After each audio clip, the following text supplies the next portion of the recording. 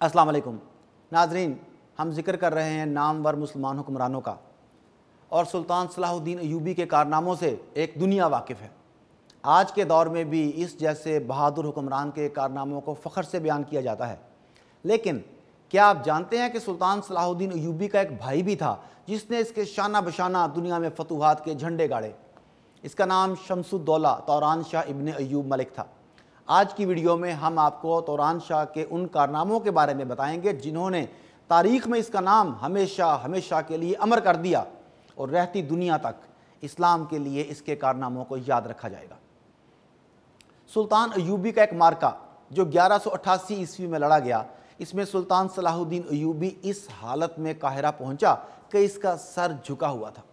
اس کے ساتھ کوئی فوج نہیں تھی، اس کا محافظ دستہ بھی ساتھ نہیں تھا۔ سلطان ایوبی نے اپنے بھائی شمس الدولہ توران شاہ کو اس جنگ اور اپنی شکست کا حال لکھا، جس میں اس نے عربی کا ایک شعر بھی لکھا۔ اس کے معنی کچھ یوں ہیں: میں نے تمہیں اس وقت یاد کیا جب صلیبی برچھیاں چل رہی تھیں، دشمن کی سیدھی اور گندمی رنگ کی برچھیاں ہمارے جسموں میں داخل ہو کر ہمارا خون پی رہی تھیں۔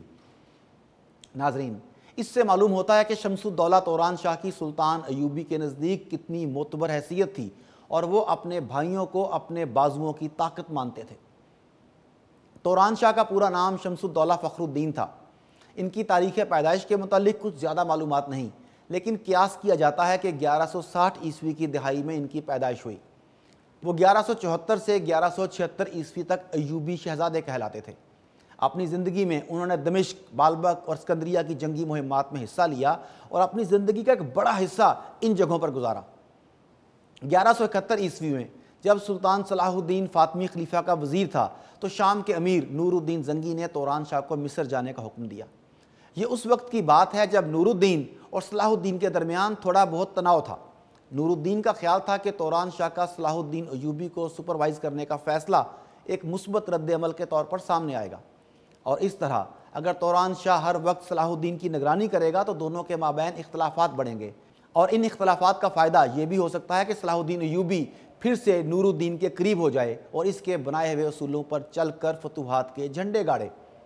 اس کا 100% خیال تھا کہ دونوں بھائیوں میں اختلاف رائے قائم ہو جائے گا، لیکن ایسا نہ ہو سکا، کیونکہ شمس الدولہ توران شاہ کو مصر پہنچنے کے بعد فوری طور پر صلاح الدین نے بے تحاشا اراضی عطا کر دی، جو اس نے فاطمی ریاست کی تعمیر اور تشکیل نو کے لیے اپنے قریبی رشتہ داروں کو الاٹ کرنے کے لیے رکھی ہوئی تھی۔ یہ تمام خطہ اقتا یافر کہلاتا تھا، جو بالائی مصر کے بڑے شہر کس اور اسوان کے ساتھ ساتھ بحر احمر کی بندرگاہ اداب پر مشتمل تھا۔ اس کے بعد توران شاہ نے باقاعدہ طور پر اپنی مرکزی قوت کا عملی مظاہرہ کرنا شروع کیا۔ 1171 عیسوی میں جب سیاہ افریقی فوجی دستوں نے فاطمی فوج کے خلاف بغاوت کر دی تو دراصل توران شاہ نے ہی اس بغاوت کے لیے افریقی دستوں کو اکسایا۔ اس کے نتیجے میں فاطمی سلطنت کا خاتمہ ہوا، اور پھر صلاح الدین نے ایوبی خاندان کی بنیاد رکھی، جس میں تمام بھائی صلاح الدین، شمس الدولہ توران شاہ اور ملک عادل ایک دوسرے کے شانہ بشانہ تھے۔ ایک روایت یہ بھی ہے کہ توران شاہ نے ایک درباری شاعر امارہ سے بے حد تعلقات بنا لیے تھے، جس کے نتیجے میں ایوبیوں نے مصر پر سرکاری کنٹرول حاصل کیا، کیونکہ اس شاعر کا فاطمی ریاست میں بڑا نام تھا، اور ایوبیوں کے عروج سے قبل 1169 میں وہ سلطنت کے اہم عہدے پر فائز تھا۔ یہی وجہ ہے کہ جب فاطمی حکمران کی 1171 عیسوی میں موت واقع ہوئی تو ایوبیوں کے سامنے کوئی رکاوٹ نہ تھی، یوں انہوں نے بڑی آسانی سے مصر پر قبضہ کر لیا۔ فاطمی خلیفہ کی موت کے بعد توران شاہ کے خلاف قتل کے کچھ الزامات اٹھ کھڑے ہوئے۔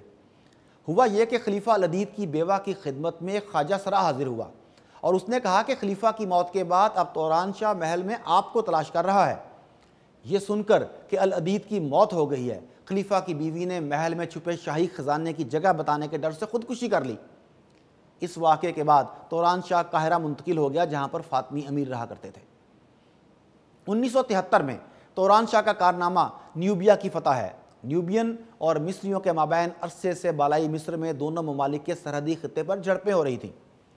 فاطمیوں کے معزول ہونے کے بعد اس کشیدگی میں مزید اضافہ تب ہوا جب مصری سرحدی قصبوں کے خلاف نوبیائی چھاپوں نے مزید زور بڑھایا، اور آخرکار سابق فاطمی فوجیوں نے 1173 کے اوائل میں اسوان کے قیمتی شہر کا محاصرہ کر لیا، جس کے نتیجے میں فاطمیوں کے سابق وفادار اسوان کے گورنر نے صلاح الدین سے مدد کی درخواست کی۔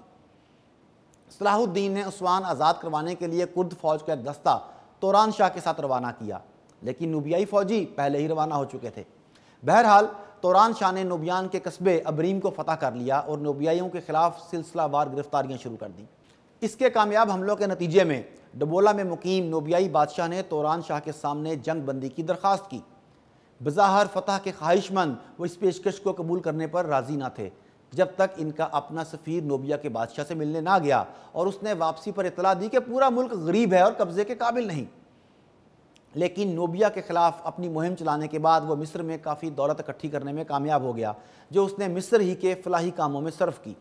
وہ اپنے ساتھ بہت سے نوبیائی اور عیسائی غلاموں کو واپس لایا جو مصر میں بے حد کارآمد فوجی بھی ثابت ہوئے۔ نوبیا میں اپنی کامیابی کے بعد توران شاہ نے پھر بھی اپنے لیے ذاتی حیثیت قائم کرنے کی کوشش کی، جبکہ صلاح الدین کو نور الدین کے بڑھتے ہوئے دباؤ کا سامنا کرنا پڑ رہا تھا، جس سے ایسا لگتا تھا کہ وہ مصر پر حملہ کرنے کی کوشش کر رہا ہے۔ بہاؤالدین ابن شداد جو صلاح الدین کے معاون تھے، انہوں نے بتایا کہ یمن میں ایک ایسا نظریاتی رہنما ہے جو مسیحا ہونے کا دعویٰ کر رہا ہے، اور یہی بنیادی وجہ تھی کہ صلاح الدین نے توران شاہ کو یہ علاقہ فتح کرنے کے لیے روانہ کیا۔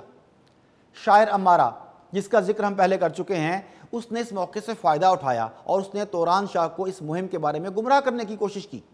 اس کا خیال تھا کہ فوج کے ایک بڑے دستے کو اس مہم میں لگوا کر وہ کوئی سیاسی فائدہ حاصل کرے گا، لیکن اس کی سازش بے نقاب ہو گئی اور صلاح الدین کے خلاف سازش پر اسے پھانسی کی سزا سنا دی۔ اس کے بعد توران شاہ نے اپنا زیادہ تر وقت پورے یمن کے پورے حصے کو محفوظ بنانے اور ایوبیوں کے کنٹرول کو مستحکم کرنے میں صرف کیا۔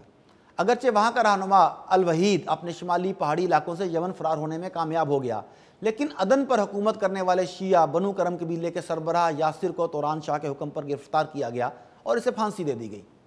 یمن کی اس فتح کو بہت اہمیت حاصل تھی، جو پہلے 3 ریاستوں صنعا، زابد اور عدن میں منقسم تھی، اور پھر ایوبی قبضے نے اسے متحد کر دیا تھا۔